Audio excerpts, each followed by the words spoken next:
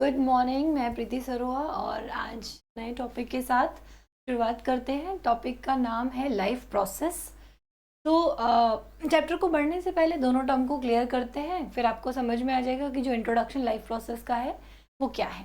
तो जब मैं लाइफ की बात करती हूँ तो मैं किसी नॉन लिविंग की बात नहीं कर रही, मैं किसकी बात कर रही हूँ, सिर्फ और सिर्फ लिविंग बींग्स की बात कर रही हूँ।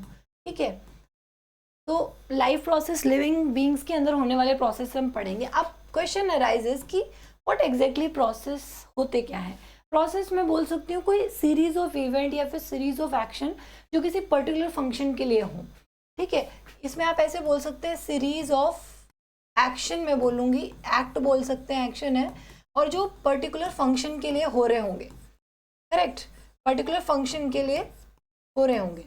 तो अब हमें पढ़ना है कि जो ये लाइफ किसी लिविंग बीइंग के अंदर साइमल्टेनियसली होने वाले प्रोसेस और उनसे हो क्या रहा है और उनका मतलब इम्पोर्टेंस है क्या, तो वो हम इस चैप्टर में पढ़ेंगे। अब इससे पहले मैं आपसे पूछती हूँ कि अगर मैं इस अर्थ पे जिंदा हूँ या फिर कोई लाइफ इस अर्थ पे एग्जिस्ट कर रही है तो उसे किन किन चीज़ों की रिक्वायरमेंट है ना। तो ऐसा तो नहीं आप बोलोगे कि लाइफ अर्थ पे लाइफ को एग्जिस्ट करने के लिए घर चाहिए या फिर कपड़े चाहिए, है ना। एक कहावत है ना, रोटी कपड़ा और मकान, तीन चीज़ें बहुत होती हैं, रोटी कपड़ा और मकान। कपड़ा और मकान बाद की चीज़ें, सबसे पहले इंपॉर्टेंट होती है रोटी। अब ये रोटी क्या है वो समझते हैं। देखिए, मैं बोल रही हूँ कि इस अर्थ पे कोई भी लाइफ एग्जिस्ट करती है लाइफ एग्जिस्ट। इस लाइफ को एग्जिस्ट रहने के लिए ना, इसके एग्जिस्टेंस के लिए इसको फूड की ज़रूरत है, इसको कुछ फूड की ज़रूरत है। अब ये जो फूड है ये क्या काम करता है। अब देखिए, हमें कोई भी काम करने के लिए ना एनर्जी चाहिए। चाहे मैं आपको पढ़ा रही हूँ, आप लोग पढ़ रहे हो, आप सुन रहे हो, गा रहे हो, डांस कर रहे हो, जा रहे हो, आ रहे हो, कुछ नहीं कर रहे, इनएक्टिव फॉर्म में हो, तब भी हमें एनर्जी का रिक्वायरमेंट बराबर होता है। एक्टिव हो इनएक्टिव हो, एनर्जी की रिक्वायरमेंट बॉडी को बराबर होगी।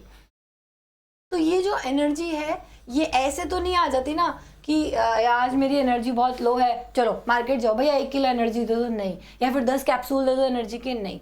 ये एनर्जी हमें आउटसाइड से मिलती है, आउटसाइड सोर्स, किस फॉर्म में, फूड की फॉर्म में।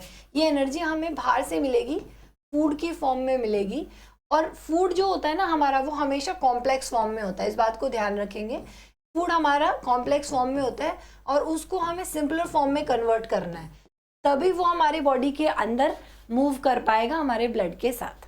ठीक है, तो ये बात तो इसको कनेक्ट करेंगे धीरे से। पहले इस टॉपिक पे दोबारा आते हैं कि लाइफ प्रोसेस, लाइफ में सीरीज ऑफ एक्शन चलने वाले प्रोसेसेस के बारे में हमने पढ़ना है। तो ये जो सीरीज में प्रोसेस चलते हैं ना, ये हम बेसिकली आपकी ये पढ़ने वाले हैं। हम पढ़ेंगे न्यूट्रिशन के बारे में, न्यूट्रिशन क्या है अभी बताया मैंने आपको। फिर हम पढ़ेंगे रेस्पिरेशन, फिर ट्रांसपोर्टेशन और लास्ट हम पढ़ने वाले हैं इसमें एक्सक्रीशन। लास्ट हम टॉपिक इसमें देखेंगे एक्सक्रीशन अभी। ठीक है, नटशेल में हमने इसको पढ़ना है। फूड आपका हो गया, न्यूट्रिशन, रेस्पिरेशन, ट्रांसपोर्टेशन और एक्सक्रीशन का काम क्या है देखते हैं। अब देखिए, ये मैं इनके ना शॉर्ट फॉर्म लिख दे दी हूँ। न्यूट्रिशन हो गया आपका, रेस्पिरेशन हो गया आपका, ट्रांसपोर्टेशन हो गया आपका, और एक्सक्रीशन में लास्ट में लिख देती हूँ। ठीक है, ये शॉर्ट फॉर्म में देखो, आपने आउटसाइड सोर्स से, आउटसाइड से आपने फूड गेन किया। फूड किस फॉर्म में प्रेजेंट था, कॉम्प्लेक्स फॉर्म में।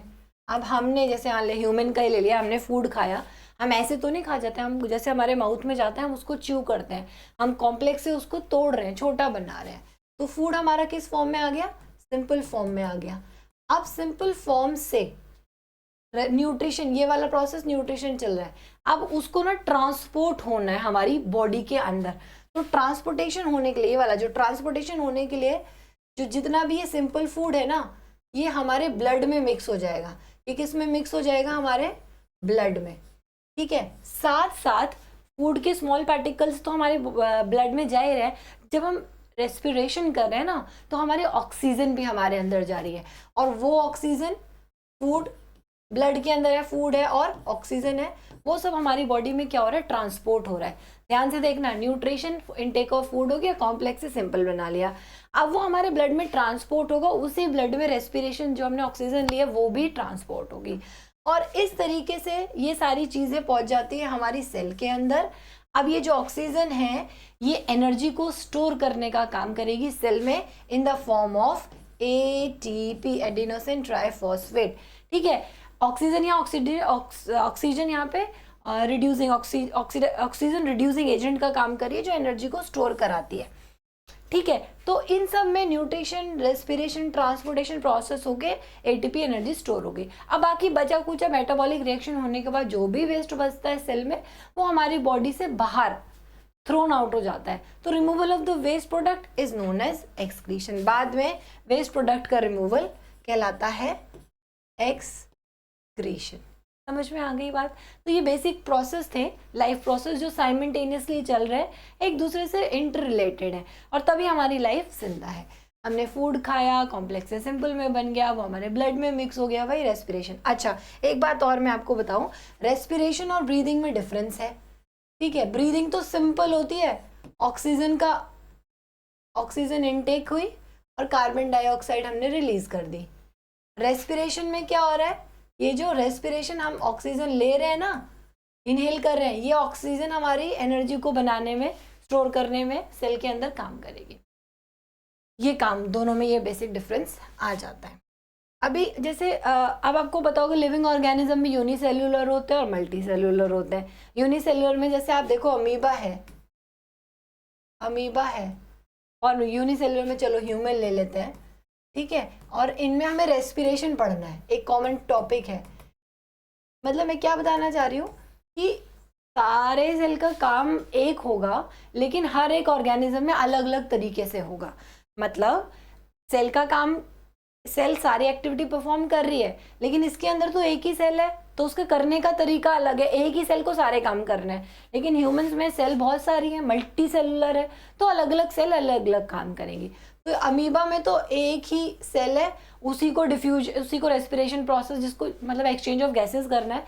लेकिन ह्यूमन के पास तो रेस्पिरेटरी सिस्टम है, उसके अलग मतलब मल्टी सेल है ना, तो कोई सेल कोई टास्क करेंगी, कोई सेल कोई टास्क करेंगी। नट शेल में मैं ये बोल रही हूँ कि सेल के जो फंक्शन है वो सेम होते हैं, लेकिन हर एक ऑर्गेनिज्म में काम करने के तरीके अलग होंगे। यूनिसेलुलर में तो सिर्फ एक ही सेल है, वो ही सारा काम कर रही है, मल्टी सेलुलर में अलग अलग है, वो काम कर रहे हैं। समझ गए? तो ह्यूमंस में हमारे पास ब्रीदिंग, रेस्पिरेशन होता है, तो हमारे पास रेस्पिरेटरी सिस्टम है। अमीबा, इसके पास जो प्लाज्मा मेम्ब्रेन है, वहीं से ऑक्सीजन जाएगी और वहीं से CO2 जाएगी और वहीं से ऑक्सीजन आएगी। लेकिन ह्यूमंस में जैसे नोज के थ्रू ऑक्सीजन आई और एक्सेल हो गई CO2, और बाकी वो हमारे रेस्पिरेटरी ट्रैक में अंदर चली जाएगी। ये देखो कितना सुंदर बनाया मैंने, आंखें बना दी, ये नोज बना दी, और फिर हमारे बॉडी के अंदर वो चली गई। ऐसे प्लांट्स में भी होता है एक्सचेंज ऑफ गैसेस स्टोमेटा के थ्रू। तो सेल की फंक्शनिंग सेम है, बट हर ऑर्गेनिज्म में डिफरेंट वेज होते हैं करने के। तो आई होप आपको एक छोटा सा टॉपिक इंट्रोडक्शन जो है लाइफ प्रोसेस का समझ में आया होगा। मिलते हैं नेक्स्ट क्लास में नए टॉपिक के साथ। Thank you, bye bye.